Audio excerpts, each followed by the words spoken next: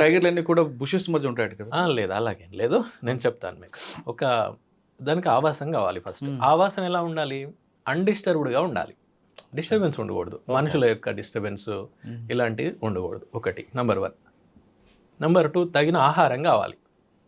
ఆహారం అంటే ఇప్పుడు టైగర్ ఉందనుకోండి, అది వారానికి ఒకటి తింటుంది, ఒక యానిమల్ కావాలి అంతే వారానికి. వారం లోపు మళ్ళీ దాని పక్క నుంచి దుప్పి జింక పోయినా అది పట్టించుకోదు, అక్కర్లేదు. కడుపు నిండితే పట్టించుకోదు, మనుషుల్లా కాదనమాట, పట్టించుకోవు, అవి అవసరం లేదు, మళ్ళీ నెక్స్ట్ వీకే తింటుంది. సరే వారం రోజులు అంతే సార్, కొంచెం కొంచెం తింటుంటుందా? లేదు లేదు, ఒక్కసారి లేక 2 సార్లు తినేస్తుంది. తిన్నప్పుడల్లా ఒక 10 kgs 20 kgs తినేస్తుంది. ఇప్పుడు ఒక యానిమల్ని చంపేసింది అనుకోండి, ఫస్ట్ ఇక్కడ కొడుతుంది కదండి. ఎస్, అయితే దాన్ని కొట్టే విధానాలు కూడా ఉంటాయి. ఏంటంటే ఆ యానిమల్, ఇప్పుడు వేరే యానిమల్ అయినా కూడా అదేమి చంపడానికి చనిపోవడానికి సిద్ధంగా ఉండదు కదా, అది కూడా రెసిస్ట్ చేస్తుంది. కాబట్టి ఆ రెసిస్ట్ చేసినటువంటి దాన్ని చంపాలంటే టైగర్ అయినా కూడా చాలా చాకచక్యంగా చేయాలి. ఎట్లా పడితే అట్లా చేస్తే దాని గిట్టలు, దాని కొమ్ములు దీన్ని తగిలితే ఇది ఇంజూరీ అయ్యి చనిపోయే అవకాశం ఉంటుంది. ఎందుకంటే ఒకసారి ఇంజూరీ అయిందంటే మనుషులాగా చూడడానికి ఇంకొకరు ఉన్నారు కదా, అది గ్రీవస్ ఇంజురీస్ అంటారు. అంటే ఎక్కువ కనుక పెద్ద ఇంజురీ కనుక అవుతే చనిపోతుంది అది. అందుకని అది చాలా జాగ్రత్త తీసుకుంటుంది. ఏ విధంగా మన హంటింగ్కి దెబ్బ తగలకుండా. కాబట్టి అది ఏం చేస్తుంది అంటే యానిమల్ని ఫస్ట్ ఇక్కడ పట్టేస్తుంది అనమాట. ఇక్కడ ముఖ్యంగా ఇది పట్టేస్తుంది. ఇది పట్టేయడం వల్ల ఏమవుతుంది, యానిమల్ హెల్ప్లెస్ అయిపోతుంది, ఈ శ్వాస ఆగిపోతుంది, కట్ అయిపోతుంది. కాబట్టి చనిపోయే అవకాశం ఉంటుంది. అంటే ఇమ్మీడియట్ డెత్ అనమాట. చిన్నగా చనిపోవడం కాదు. చిన్నగా చనిపోవాలంటే టైం ఎక్కువ తీసుకుంది అనుకోండి, అది రెసిస్ట్ చేయడం వల్ల దాని కొమ్ములో గీటలో ఏదైనా తగులుతాయి, దీనికి తగిలిందంటే ఇది ఇంజూర్ అవుతుంది. లేకపోతే వెనక ఈ భాగం, ఇక్కడ చాలా ప్రధానమైనటువంటి నరాలు ఉంటాయి కదా, అంటే దమనులు, సిరలు, వాటిని కొరికేస్తుంది అది. అట్లా వీటిని కొరికేయడం ద్వారా దాన్ని ఇమ్మీడియట్ డెత్కి కారణమవుతుంది అది. అప్పుడు దాన్ని పక్కకు జరిపేసి కొంచెం బుష్ల కన్నా ఏదైనా పక్కకి తీసుకెళ్ళి, అంటే కొంచెం ప్రధానంగా దారి మీదనో ఎక్కడ జరిగింది అనుకోండి, కొంచెం పక్కకి తీసుకెళ్ళి తినేస్తుంది. తినడం సార్ ఇప్పుడు ఇక్కడ ఫస్ట్ ఎక్కడి నుంచో తింటుందా? లేదు లేదు, అది ఓపెన్ చేయడం వెనక నుంచి ఓపెన్ చేసి తింటుంది. వెనక భాగం ఇక్కడ థైస్ భాగం ఉంది కదా, బ్యాక్, ఆ బ్యాక్ దగ్గర ఓపెన్ చేస్తుంది. అంటే టైగర్ యొక్క ప్రధాన లక్షణం అన్నట్టు అది. అలా తిన్నది అని అంటే అది టైగర్. ఎందుకంటే అక్కడే ఆ పార్ట్ని స్టార్ట్ అంటే అదేంటంటే మోస్ట్లీ ఇప్పుడు మాంసం తింటదండి అంతే. అక్కడ నుంచి స్టార్ట్ చేస్తుంది, మాంసం తింటది, ఇక్కడ ఓపెన్ చేస్తుంది అన్నట్టు అది. ఇప్పుడు పొట్ట ఇదంతా మాంసం ఉండదు కదా, అవన్నీ ఏంటి పొట్ట పేగులు అవన్నీ, అవి తినదు అది. అదే లెపర్డ్ లాంటివి అంటే ఎట్లా పడితే అట్లనే తింటాయి అవి, వాటి ఆహారపు అలవాట్లు వేరే రకంగా ఉంటాయి. కానీ టైగర్ విషయంలో అట్లా కాదు, మాంసమే తింటది అది.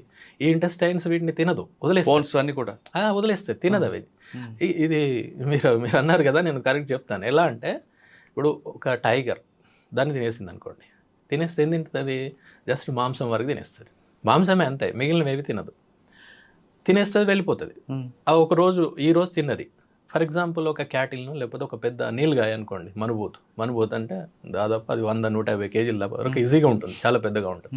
అందులో ఒక 20 kgs వరకు తినేస్తుంది అది ఒకే రోజు, ఒకసారి ఎట్ ఏ టైం తినేస్తుంది, కూర్చుంటే తినేస్తుంది. తెల్లారి మళ్ళీ వస్తుంది second time or third time, then it will come and it will eat the remaining meat పార్టే క్లియర్గా అంటున్నా నేను, తినేస్తుంది, వెళ్ళిపోతుంది. మొత్తం అయిపోదు కదా, ఇంకా ఎముకలు ఉంటాయి, ఇంకా కొంచెం అక్కడక్కడ మిగిలిన మాంసం ఉంటుంది, ఇంటెస్టైన్స్ ఉంటాయి, అన్నీ ఉంటాయి. నెక్స్ట్ చిన్న కార్నివోర్స్ ఉంటాయి కదా, కుక్కలు, అడవి కుక్కలు, లేకపోతే తోడేలు, లేకపోతే పెద్ద నక్క, ఇలాంటివన్నీ వచ్చేసి మిగిలిన పార్ట్ తినేస్తాయి. అంతకంటే ముందు లేపాడు ఉందనుకోండి, ఆ ప్రాంతంలో లేపాడు వచ్చేసి ఆ ఇంటెస్టైన్స్ అట్లాంటివి తినేస్తాయి. లేపాడు అంటే చిరుతపులి, చీతా వేరు, చిరుతపులి వేరు. చీతా ఇప్పుడు ఈ మధ్యలో రీఇంట్రొడ్యూస్ చేశారు, అది కాదు, చిరుతపులి, చిరుతగండు అంటారు మామూలుగా, అది తినేస్తుంది. అంటే అది కూడా హంట్ చేసి తింటుంది. నెక్స్ట్ ఇంకా మిగిలిపోయినాయి ఎముకలు ఉంటాయి, ఎముకల్ని తినడానికి కూడా ఇంకో యానిమల్ ఉంటుంది. ఓకే, హైనా అంటాం మనం, హైనా అనే పేరు మీరు ఏగోలం అంటారు దాన్ని, ఏగోలం ఇక రకరకాల పేరు, కోండ్రీస్ అని కూడా అంటారు. ఓకే, ఇప్పుడు మీరు లయన్ కింగ్ అనే సినిమాలో అందులో విలన్స్గా ఉంటాయి అవి, హాలీవుడ్ సినిమా ఉంది చాలా ఉంటాయి, అది ఎముకల్ని తింటుంది. దాని యొక్క డైటే ఎముకలు, అందుకనే దాని యొక్క జాస్ చాలా గట్టిగా, చాలా వెరీ స్ట్రాంగ్గా, పెద్దగా ఉంటాయి. ఎందుకంటే ఎముకల్ని నమలడానికి. అంటే చూడండి, ఈకోసిస్టంలో, ఆవరణ వ్యవస్థలో ఒక యానిమల్ని చంపితే టైగర్ నుంచి హైనా వరకు ఇన్ని తింటాయి అనమాట. సార్ హైనాతో ఆగకుండా రాబందులు కూడా తింటాయట కదా. మీరు బాగా అడిగారు. అసలు నేను మొదలు పెట్టాల్సింది దాంతోటే. ఎందుకంటే రాబందుల మీద పనిచేశాను నేను.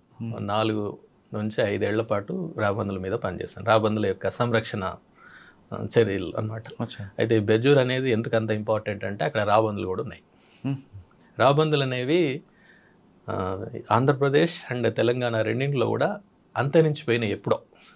2005-6 ప్రాంతంలోనే అప్పటి బయోడైవర్సిటీ బోర్డు ప్రకటించింది ఇక్కడ రాబందులు లేవు, ఒకవేళ ఉంటే ఎవరైనా చెప్పండి మీకు బహుమతి ఇస్తామని కూడా ప్రచురించింది.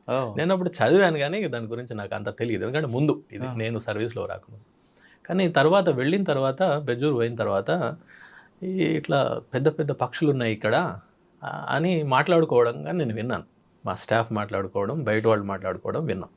రాబందులు అంటే చాలా ఇంపార్టెంట్. ఎందుకంటే రాబందులు అనేవి స్కావెంజింగ్ యానిమల్స్ అనమాట. అవన్నీ స్కావెంజర్స్ అంటారు వాటిని. స్కావెంజర్ అంటే మనం మామూలుగా పారిశుద్ధ్యం చేసేటువంటి పని చేసేటువంటి వాళ్ళందరినీ స్కావెంజర్స్ అంటారు కదా. ప్రకృతిలో కూడా స్కావెంజర్స్ ఉంటాయి. ఇప్పుడు నేను ఇందాక చెప్పిన హైనా అనేది కూడా స్కావెంజర్. అది అంటే ఏవైతే మిగిలిపోతాయో, ఏవైతే డిస్కార్డెడ్ మెటీరియల్ ఉంటుందో వాటిని తినేస్తాయి అన్నట్టు. అందుకని మనం కూడా ఏది పడుతుంది చెత్త చెదరం అంత పడేస్తే చేసేవాళ్ళు వాళ్ళు స్కావెంజర్స్. అది చాలా ఇంపార్టెంట్ పని. మనం దానికి విలువనివ్వం ఇప్పుడు. అది అన్నిటికంటే తక్కువగా మనం చూసేది ఇలా కొంతమంది ఉన్నారు కదా, అందులో వీళ్ళు కూడా. కానీ వాళ్ళు చేసేటువంటి పని అన్నిటికంటే గొప్పది. సార్ రాబందులు కనబడితే అదొక అపశకనం అని, రాబందులాగా వచ్చేవరా పీకు తింటావరా అంటుంటారు కదా. అది ఎలా వచ్చిందో నాకు కూడా తెలియదు. దీని మీద నేను ఆర్టికల్స్ కూడా రాశాను. తప్పు అలా అనుకోవడం. పిక్కు తింటారంటే మనుషులు పిక్కు తింటారు కానీ రాబందులు పిక్కు తినవు. అంటే రాబందులు ఒక పులి చంపిన దీన్ని రాబందుల వరకు వస్తాయి. Yes sir. అయితే దానివల్ల అడవి కూడా ఎస్ సార్. అయితే ఏంటంటే ఇదివరకు ఏం జరిగేదంటే ఎక్కడైనా కూడా రాబందులు, మీరు కూడా చిన్నప్పుడు చూస్తుంటారు, నేనైతే చాలా చూశాను మా చిన్నప్పుడు. పశువులు కనుక చనిపోతే ఆ ఊరవతలు పడేసేవాళ్ళు ఎప్పుడు కూడా. ఇది చాలా కామన్ సీన్ అది మా చిన్నప్పుడు. 80లలో కూడా నేను చాలా చూసాను. 80, 90లలో అది వచ్చేసేటి. అవి జస్ట్ విదిన్ మినిట్స్ మనం పడేసిన నిమిషాల్లో వచ్చేస్తాయి. అవి వచ్చేసి నిమిషాల్లోనే తినేస్తాయి, మొత్తం తినేసి వెళ్ళిపోతాయి పశువులు. అలాగే అడవుల్లో వాటి పాత్ర ఏంటంటే, అడవుల్లో కూడా కొన్ని చనిపోతాయి కదండి ఆటోమేటిక్గా. అన్ని యానిమల్స్ టైగర్లే లెపర్డ్సే చంపడం, కొన్ని ఎలాగో చనిపోతాయి. ఆ చనిపోయినటువంటి వాటిని తినేది ఓకే మిగిలిన యానిమల్స్తో పాటు రాబందులు కూడా. రాబందులు ఏం చేస్తాయి, చిట్ట చివరి మీట్ మార్సెల్ చిన్న పీస్ని కూడా లేకుండా తినేస్తాయి. తినేసి జస్ట్ మనకి ఎముకల గూడు ఉంటుంది అక్కడ, అంత ఇంకేం ఉండదు, అంత తినేసి వెళ్ళిపోతాయి. అవి ఎలా అంటే కుళ్ళిపోయినటువంటి దాన్ని కూడా తినేసి జీర్ణం చేసుకునే శక్తి వాటికి ఉంటుంది అనమాట. అంత పవర్ఫుల్ అవి. ఈవెన్ రీసెర్చ్లో తేలింది ఆంథ్రాక్స్ అంటే అందరికీ ఏముంది, అది వచ్చిందంటే కథమే, పోవడమే, ఇంకేం లేదు. ఆంథ్రాక్స్ ఉన్నటువంటి మీట్ని కూడా తిన్న వాటికి ఏం కాదు, చేసుకుంటాం. ఎస్ అంత పవర్ఫుల్ అనమాట అవి. ఓకే, ఒకసారి మనం వెనక్కి వెళ్దాం సార్. పులి అన్నారు, ఒక వేట చేస్తుంది, కొంత తింటుంది. దానికి తిన్న వెంటనే వాటర్ కావాలంటే ఏం చేస్తుంది? వాటర్ అంటే అలా ఏం లేదు, వాటర్ వాటికి ఎక్కువ ఏం వాటర్ తాగవు అవి, తక్కువగానే. ఒకవేళ ఈరోజు వేటాడింది, కొంచెం మీట్ తింది, వెళ్ళిపోయింది, మళ్ళీ వచ్చేసరికి ఈలోగా మిగతావన్నీ జంతువులు తిన్నాయి అనుకోండి, ఏం లేదు, వదిలేస్తుందా? మళ్ళీ ఒక ఎంగిల్ చేసి తింటుందా? తింటాయి, అట్లేం లేదు. కాదు, పులి ఒక అటాక్ చేసింది, మీట్ పెట్టుకుంది, కొంచెం తిన్నది, మళ్ళీ ఒక్కోసారి వస్తుంది, అప్పుడు ఆల్రెడీ వేరే నక్కలు మీరు అన్నట్లు హైనాలు తిన్నాం అనుకోండి, అంటే మాంసం కనుక ఉంటే తినొచ్చు. అట్లేం లేదు. నేను ఇందాక మీకు చెప్పడంలో 3 విషయాలు ప్రధానమైనవి అన్నాను కదా. ఒకటి ఆవాసం, రెండోది ఆహారం, మూడోది నీళ్లు. ఈ 3 ఉంటే సరిపోతుంది అంతే, వాటికి ఇంకేం అవసరం లేదు. అన్డిస్టర్బ్డ్ హ్యాబిటాట్, డిస్టర్బెన్స్ లేనటువంటి ఆవాసం, మనుషులు ముఖ్యంగా. రెండవది ఆహారం, అంటే వాటికి సరిపడా జింకలు, దుప్పులు ఏమున్నాయో అవి. మూడవది నీరు. ఈ 3 ఉంటే సరిపోతుంది. ఇది అటవీ శాఖ చేసే పని ఇదే అనమాట. మనుషులు చూస్తే ఎందుకంటే దానికి ఇరిటేషన్. అంటే ఇప్పుడు సేమ్ మన వైపు నుంచి ఆలోచిస్తే కూడా అంతే కదా. మనం టైగర్ తోటి ఉండలేం కదా. టైగర్ని మనం ఉంచుకోగలుగుతామా? ఉండం కదా. అంటే వీ డోంట్ యాక్సెప్ట్ ఇట్. కానీ అది కూడా అంతే. అంటే దాని వైపు నుండి చూసినప్పుడు అంటే ఒక స్పీషీస్ వేరే కదండి, జాతి వేరే కదా. నన్ను చంపడానికి వచ్చారని బాగుంటుంది అంతే, తప్పకుండా భయమే, ఎవరికైనా భయమే. అంటే ఒక జాతి ఇంకో జాతిని చూసినప్పుడు ఆటోమేటిక్గా ఉంటుంది. మళ్ళీ అదే కాకుండా ఇవేంటంటే వన్యప్రాణులు. వన్యప్రాణులకు జనరల్గా ఉండేటువంటి టెండెన్సీ ఏంటంటే అవి షై యానిమల్స్ ఉంటుందన్నమాట సహజంగానే, అంటే సహజాతం, అది ఇన్స్టింక్ట్, అది సాధారణంగా. ఏదో మనం కొన్ని ఇది ఈకో టూరిజం ప్రాంతాలు అలవాటు పడిపోయినవి ఉంటాయి.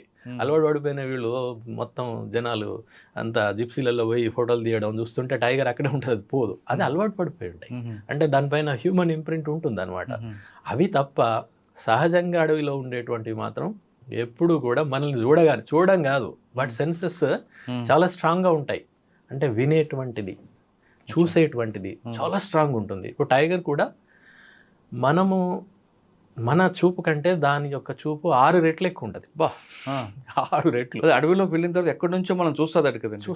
చూస్తుంది, గమనిస్తుంది, చాలా ఈజీగా తెలిసిపోతుంది వాటికి. ఇప్పుడు మీరు కుక్కను, పిల్లిని మీరు గమనించండి, అది అక్కడే ఉంటుంది, దాని చెవిని ఇట్లా తిప్పుతూ ఉంటుంది, చూసారా మీరు? రాడార్ లాగా అలా ఉంటుంది అది. అంటే they get lot of information by listening very carefully and their senses are very strong అట్లా అనమాట. అందుకని చాలాసార్లు మనకు కనబడదు టైగర్, మనం చూడడానికి వెళ్తాం, కానీ అది మనల్ని చూసి సాధారణంగా అవి పలాయనం వెళ్ళిపోతాయి.